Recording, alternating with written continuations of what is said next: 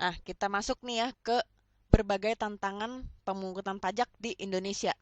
Kira-kira apa aja sih kesulitannya buat memungut pajak di Indonesia? Ada beberapa nih. Yang pertama, basis data yang masih kurang menunjang. Iya nggak sih? Lo sadar nggak sih kalau basis data negara kita tuh masih sangat eh, minim banget. Kayak misalkan gini deh, lo pasti pernah dengar kan orang bisa punya KTP atau kartu tanda penduduk tuh eh, bisa ada dua gitu. Ada satu orang punya KTP Jakarta, terus dia juga pemegang KTP Klaten, terus juga misalkan ternyata punya KTP Balikpapan juga gitu ya. Ini karena basis datanya masih kurang gitu menunjang. Efeknya apa? Ya kalau negara ngitungin pajak orang yang kayak gitu, terus dia mau informasi ini kemana? Ke alamat yang terdaftar berdasarkan KTP Jakarta apa yang lainnya gitu. Makanya ini merupakan salah satu tantangan untuk pemungutan pajak di Indonesia nih.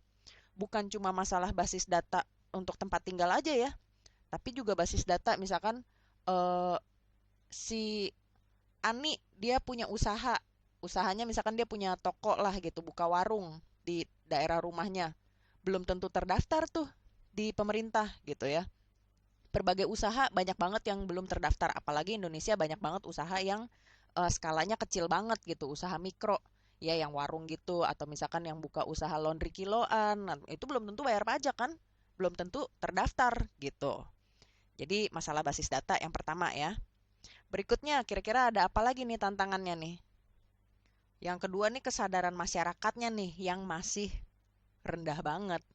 Banyak banget deh orang yang nggak bayar pajak, terutama pajak penghasilan ya. Karena pajak penghasilan kan tadi sistemnya gue udah bilang kan ya, self assessment.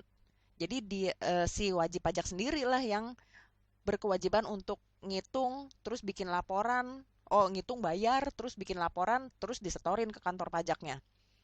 Nah ini kesadarannya masih rendah banget. Kalau untuk PBB, pajak bumi dan bangunan atau pajak kendaraan bermotor, itu bisa dibilang sudah berjalan dengan lancar ya. Karena kalau dia nggak bayar, STNK-nya nggak bisa diperpanjang, ya nggak sih? Kalau dia nggak bayar PBB, nanti listriknya bisa mati, kayak gitu-gitu lah ya. Tapi ada beberapa pajak yang membutuhkan kesadaran masyarakat yang cukup tinggi gitu. Jadi ini juga merupakan salah satu tantangan pemungutan pajak di negara kita. Masih ada lagi nggak? Ada. Yang ketiga nih terbatasnya informasi mengenai pajak. Banyak banget loh orang yang nggak tahu. Nih kalau pendapatan gue sebulan 3 juta, terus gue mesti bayar pajaknya berapa sih? Terus bayarnya gimana sih caranya? Kayak gitu ya. Ini jadinya kan masalah apa ya? Sosialisasinya kali ya. Sosialisasi dari pihak pemerintah tuh banyak yang masih kurang. Akhirnya informasinya nggak nyampe ke semua lapisan masyarakat. Kalau yang di Jakarta sih mungkin cukup gampang ya informasi ya. Nggak cuma Jakarta doang, mungkin kota-kota besar lah di Indonesia gampang banget karena semua orang mungkin akses ke internet udah gampang. Tapi kalau orang yang di kota-kota kecil yang mungkin akses informasi, akses telekomunikasinya masih kurang, mereka gimana dapetin informasi kayak gini? Kalau bukan dari aparat pemerintahnya yang nyamperin ke orang-orang gitu ya, mungkin melalui balai kota, mungkin melalui surat edaran, kayak gitu-gitu lah ya. Tapi ya intinya informasinya banyak banget yang nggak nyampe ke masyarakat umum, kayak gitu. Terus yang terakhir, tantangan dari pemungutan pajak. Yang terakhir nih peraturan pelaksanaan dari berbagai ketentuan mengenai perpajakan yang tidak konsisten. Jadi kadang-kadang kan kalau misalkan pemerintah ini ada undang-undangnya nih, undang-undang yang menjadi apa ya dasar hukumnya buat pemungutan pajak tuh kayak gimana. Terus di bawahnya undang-undang itu ada apa ya namanya kayak semacam aturan atau tata laksana gitu buat melaksanakan si undang-undang itu. Nah, itu suka nggak konsisten. Ya, ini memang tantangan di negara kita nih. Banyak banget undang-undang yang dikeluarkan oleh pemerintah sehingga orang-orang jadinya bingung gitu.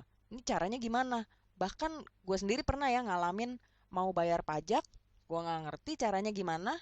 Gue datang ke kantor pajak, itu pun masih disuruh nunggu karena yang gue tanya ternyata dia kurang gitu tahu juga.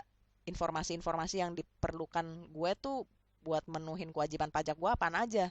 Dia mungkin mesti nanya sama atasannya atau mungkin mesti ngecek lagi ke undang-undang atau ke aturannya gitu ya. Jadi peraturannya ini pun masih banyak yang nggak konsisten. Inilah keempat tantangan pemungutan pajak di Indonesia. Dari tadi kita ngomongin pajak, pajak, pajak. Kira-kira pajak ada apaan aja sih? Ntar kita mau lihat ya berbagai jenis pajak.